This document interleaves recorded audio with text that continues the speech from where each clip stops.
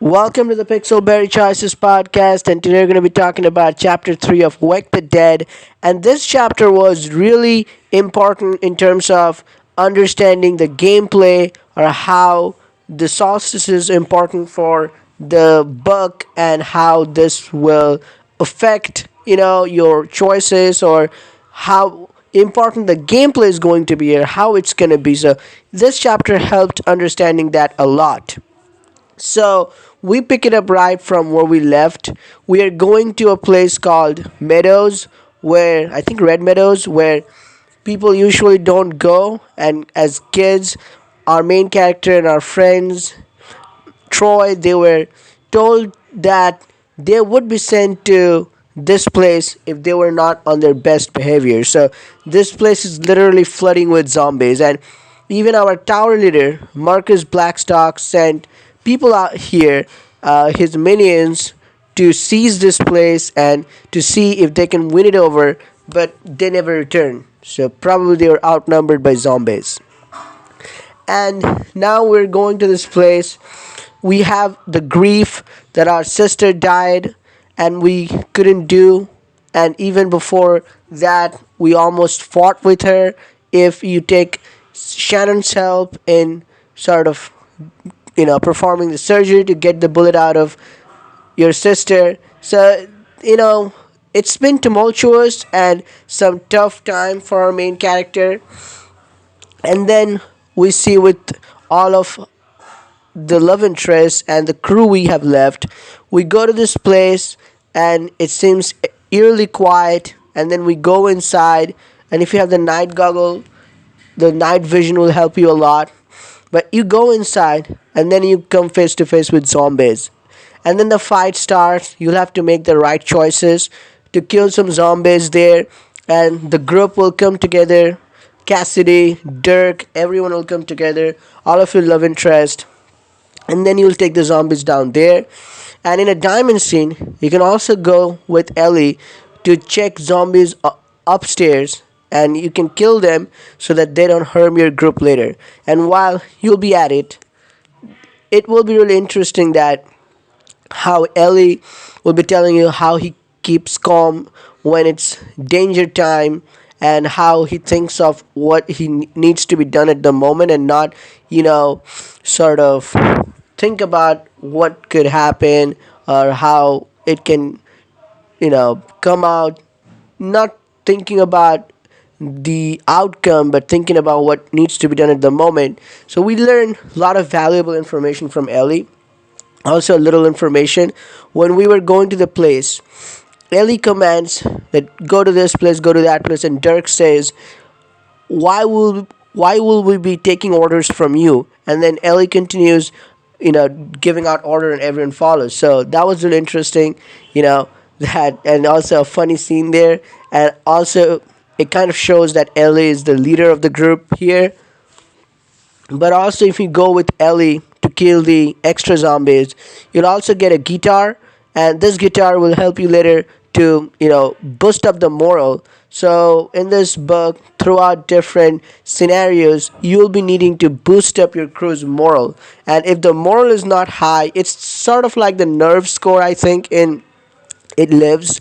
So if your crew's moral is high, then you'll be able to, so you know probably get help from them, or they'll be able to, it's something, it has some consequence, because there's a plus moral gameplay here. That's really interesting. And then we look for what to do next, and in front of the fireplace we spend the night. And there's Shannon, who is sort of a bookish and committed all sorts of, done all sorts of research on zombies. So she tells us that every 7 year during summer solstice, the zombies, like, their growth increases. Or in another way, she put it like, all the zombies, let's think that they're in hibernation at this moment. So all the zombies we're seeing, they're not all, most of the zombies, not all, but most of the zombies are in hibernation. And every 7 year, when the solstice hits, the summer solstice, they search the places. And in the tower we were safe, but Ellie remembers the time when it was hit by zombies 7 years ago. So this is a pretty interesting thing, and that's why at the end of the every chapter you see 7 day, like 28 days or 27 days till solstice. That's why it's important. And then we can have conversation with Ellie, and if you got 2 pages from Ellie's cabin, then you'll get to know that that is basically a schedule or of the chores Ellie and Ellie's brother used to do, and Ellie's parents wrote it down with their own hands. You will also get to know the lifestyle Ellie had outside tower in this post-apocalyptic situation.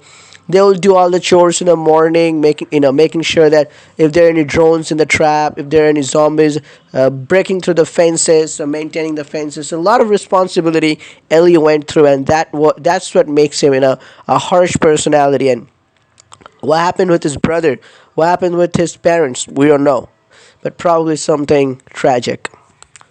The next morning we come out, we see all of our love interests are chatting outside. We have a fun moment there, and as usual, just like Mel from Blades of Light and Shadow, our best friend Troy cracks jokes. It's really interesting.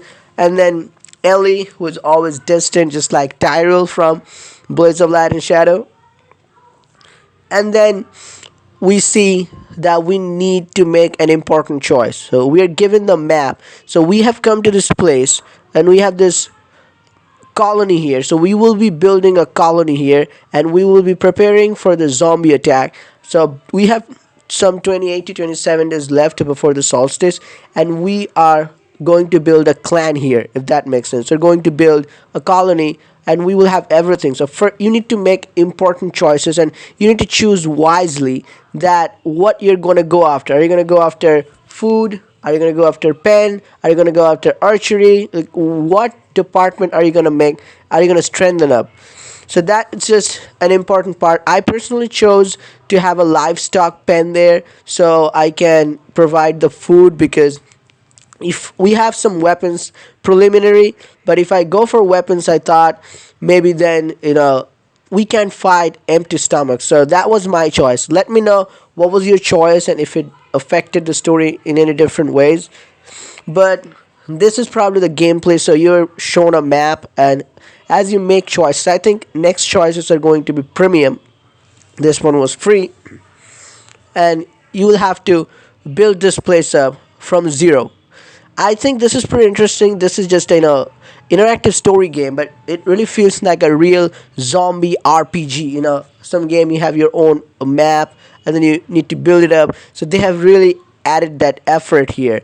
In Blades of Light and Shadow, we had the map where we were going, and here we have this. So this is a pretty interesting gameplay because it's not feeling like a story just, but it's actually looking like a real zombie RPG.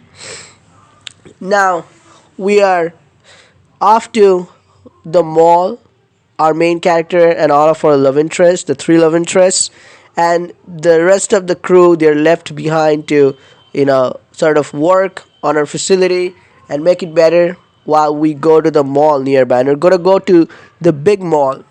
We had the discussion that going to a big mall probably will be sort of inviting the danger, the zombies.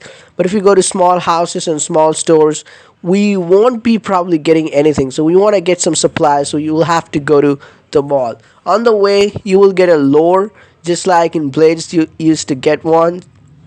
So if you collect the lore, you will learn about how in post-apocalyptic situation at the start, people used to cook and their recipes you will get. So those are really funny recipe. Other recipes I really liked how they were written at the end specifically of every recipe. The comment, whoever wrote it, they added their hilarious funny comment. That was interesting. And if you collect all the lores, there will be a special scene at the end of the book. That's pretty interesting. And then you go to the mall and bam, you come face to face with all the zombies again. And then you start taking them down, but also you need to back up because you can't take this many zombies. But then the floor beneath you just gives in and you drop down. But when you look up, there is no zombie, but there is someone in mask. And it's, even though we have been spoiled by choices, so we know that is our fourth love inter- fourth love interest, Angel Savage. So we have all of our four love interests here. The final love interest, Angel Savage. Even though it says, "Who is this mysterious person?" We don't know about this person yet, but we will find out soon. Next chapter.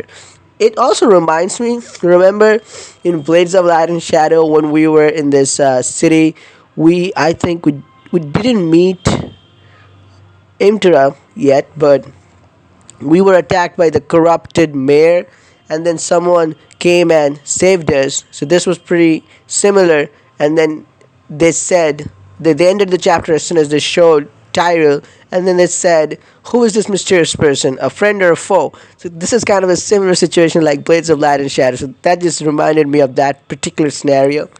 But this is where it ends, and then they recap the chapter, what important choices you made, how it went, some important highlight of the chapter, and you will see some boxes filled with black color depending on what skills you have improved, what area you have improved. So I have improved.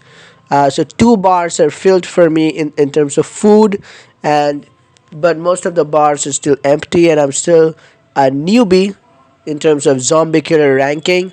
And there are 27 days left until solstice, summer solstice, when the big event is going to place out.